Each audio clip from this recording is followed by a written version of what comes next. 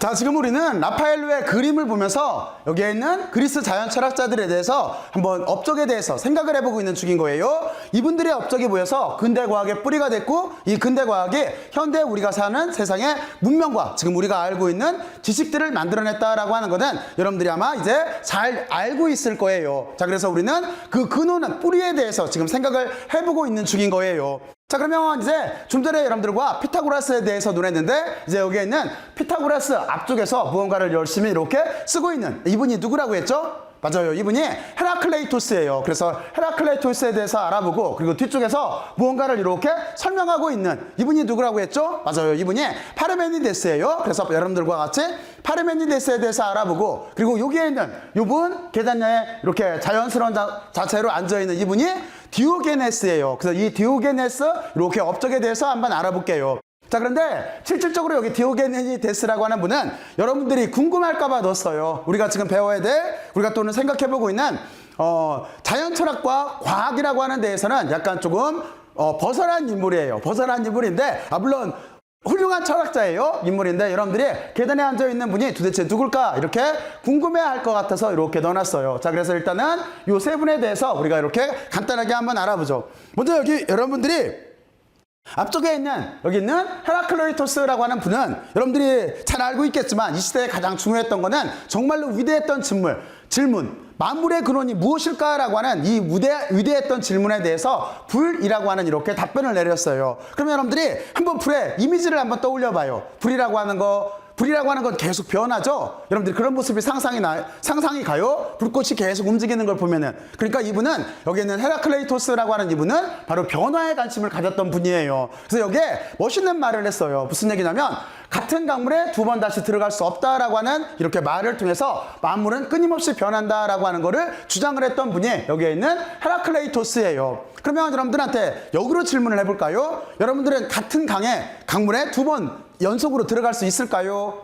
여러분들은 어떻게 생각을 해요? 여기 헤라클레이토스 생각은 바로 이거였었어요. 여러분들이 강물에 들어갔을 때 이미 들어간 그 강물은 흘러서 내려갔을 거잖아요. 바로 이래서 같은 강물에는 두 번 다시 들어갈 수 없다라고 이렇게 명제를 내리고, 그리고 이걸 바탕으로 해서 만물은 끊임없이 변한다라고 주장을 했었어요. 근데 여기에서 만물이 끊임없이 변한다라는 주장은 실질적으로는 어떤 주장인 거냐면, 이거는 서로 대립인 거예요. 대립과 다툼인 거예요. 표현을 대립과 다툼이라고 하는데, 여러분들이 어떤 평형 상태를 생각을 해봐요. 우리가 지금 알고 있는 과학으로 연력학 법칙 이걸 뜻하는 게 아니라, 여러분들이 어떤 평형 상태를 생각을 해봐요. 그 평형 상태라고 하는 거는 두 개가 대립을 하거나 또는 두 개가 다툼을 하면은 평행해질 수도 있다라고 하는 이런 약간은 성적인 그런 개념으로 이렇게 만물은 끊임없이 변한다라고 하는 거를 주장했던 분이 여기에 있는 헤라클레이토스예요.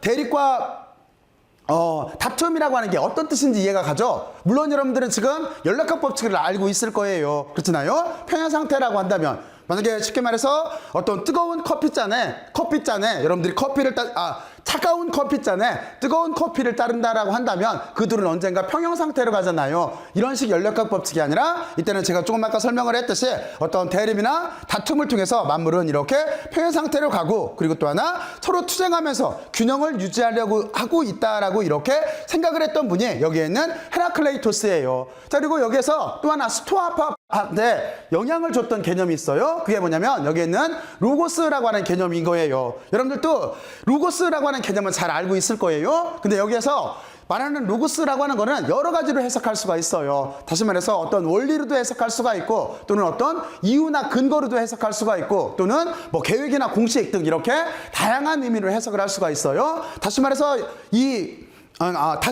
이렇게 정리를 하면 되겠네요. 다시 말해서 변화를 지배하는 법칙을 여기에 있는 헤라클레이토스는 로고스로 봤던 거예요. 이렇게 로고스를 보고 나서 이렇게 모든 것을 지배하는 원인이 로고스라고 하는 이런 결정을 내렸고, 이게 나중에 여러분들이 잘 알고 있는 스토아파한테 이렇게 영향을 줬어요.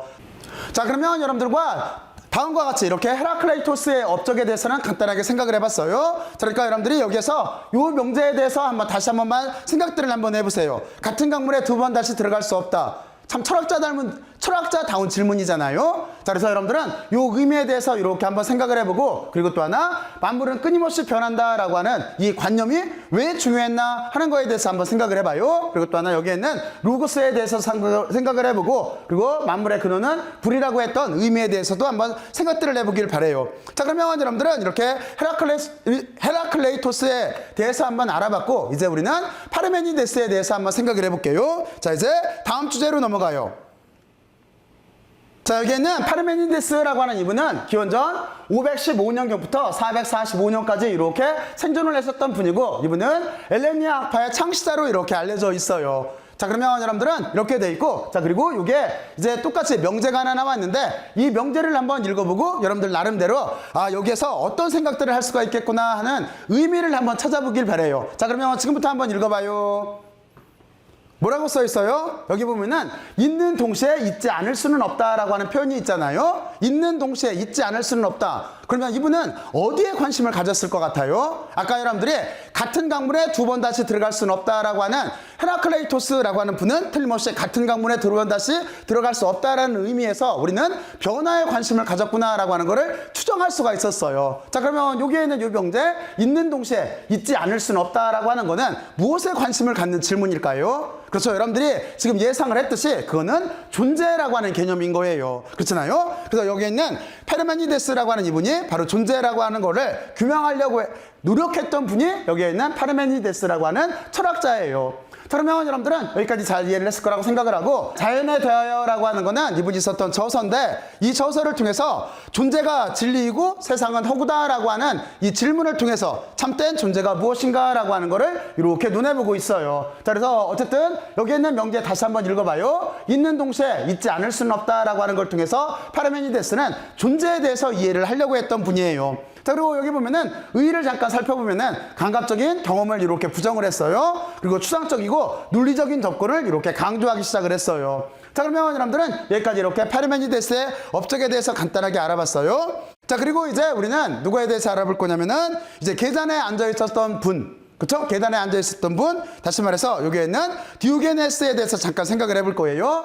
이분은 이렇게 혼자 계단에서 무언가를 이렇게 보고 있고, 옷도 다른 분들에 비해서 상당히 허름하게 입고 있어요. 그렇잖아요? 근데 이분은 어떤 식관념을 가지고 있었던 분인 거냐면, 이쪽은 문명에 반대를 하고, 그러니까 문명, 우리가 지금 누리고 있는 문명이라고 하잖아요. 이거에 반대를 하고 자연적인 생활을 하자라고 이렇게 주장을 했던 분인 거예요. 그래서 여기에 보면은 세 가지 이렇게 생활 수칙을 이렇게 적어놨었대요. 그게 뭐냐면, 가능한 작은 욕망을 가지고 이렇게 수치심을 느끼지 않고 스스로 만족하는 것이라고 이렇게 생활 수칙을 정해놓고, 그거에 따라서 이렇게 살았던 분이 여기에는 디오게네스라고 하는 철학자예요. 자, 그래서 여기 그림을 보면은 여기에서 보게 되면은 여기 견유학파라고 하는 게 있어요. 견유학파. 그리고 여기 여기는 고대 그리스어예요. 고대 그리스어로는 키니코이라고 하는데, 이 키니코이라고 하는 게 여기가 앞에가 무슨 뜻이냐면 무슨 견자예요? 강아지 견자예요. 강아지 견. 다시 말해서 이분이 이렇게 모든 것을 다 이렇게 초월해서 사셨기 때문에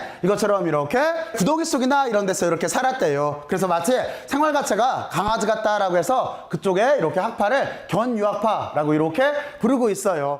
자, 그리고 이쪽에 있는 이 그림은 뭐냐면, 여기가 이분이 알렉산더예요. 알렉산더가 디오니게스를 찾아와서 뭐 필요한 거 없습니까? 라고 질문을 하니까, 저기에 있는 디오니게스가 필요한 건 없고 이렇게 햇볕 좀 쏘이려고 하니까 자리 좀 비켜주세요 라고 했다고 하는 그런 일화가 이렇게 남아있어요. 자, 그러면 여러분들은 여기까지 이렇게 한번 이해를 해보고, 자, 그리고 나서 우리는 여기에서 어떤 생각을 해봐야 되는 거냐면 바로 이거예요. 여러분들이 지금 이쪽에서 이렇게 아까 다루었던 헤라클레이토스의 이렇게 불이라고 하는 이런 사고관들이 결국에는 나중에 누구한테 영향을 주는 거냐면 엠페도클레스한테 영향을 줘요. 엠페도클레스한테 영향을 줘서 엠페도클레스가 4개의 뿌리 이론이라고 해요. 뿌리 이론이라고 해서 탈레스에서 받아온 물, 그리고 아낙시메데스에서 받아온 공기, 그리고 좀 전에 설명했던 여기 헤라클레이토스에서 받아온 불에다가 흙이라고 하는 걸 합쳐서 4개의 뿌리 이론으로 이렇게 만물을 구성하는 물질에 대해서 논하게 돼 있어요.